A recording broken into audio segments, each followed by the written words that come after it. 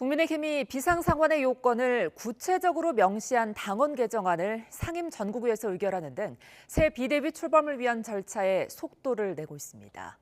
오는 5일쯤 비대위 사령탑도 발표될 전망인데 추가 법적 대응에 나선 이준석 전 대표가 가장 큰 변수입니다. 이경국 기자입니다.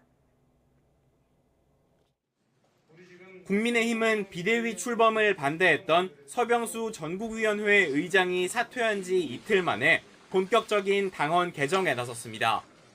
첫 관문인 상임 전국위를 열고 새 비대위 출범을 위한 당원 개정안을 만장일치로 의결했습니다. 반대되는 생각을 가진 분이 있으면 말씀해달라고 해서 다시 한번 더 확인했습니다. 근데 한 분도 없었습니다. 만장일치로 오늘 당원 개정안은 통과됐다고 말씀드립니다. 개정안에는 선출직 최고위원과 청년 최고위원 5명 중 4명 이상이 공석이 될 경우 비대위를 설치하도록 하는 내용 등이 담겼습니다. 당의 비상 상황을 엄격히 판단해야 한다는 법원의 결정을 고려한 조치입니다.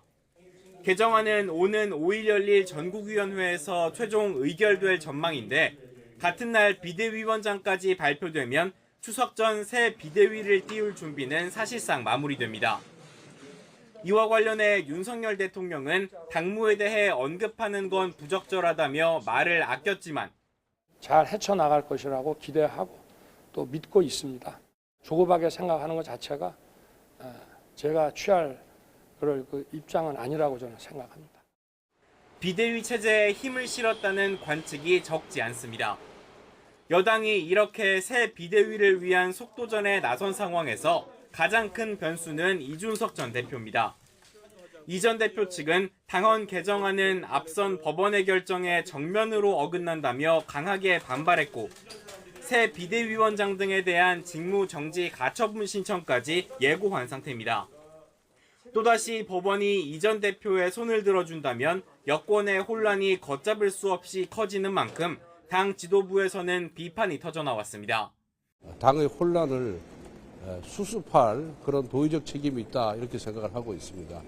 계속해서 법적 쟁송을 하는 것이 능사가 아니라는 말씀을 드립니다.